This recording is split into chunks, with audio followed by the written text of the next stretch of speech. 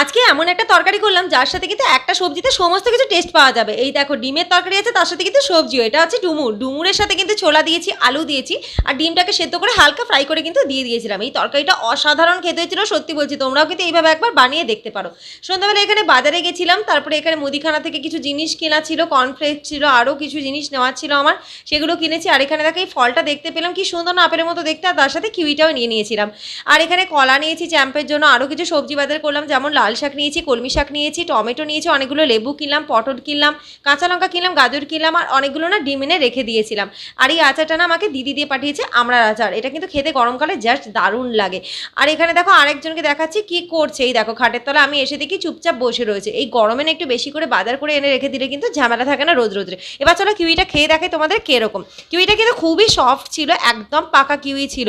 এটা কিন্তু দারুণ মিষ্টি ছিল, সত্যি বলছি। দেখো কতটা সফট, দেখতেই পাচ্ছ, জাস্ট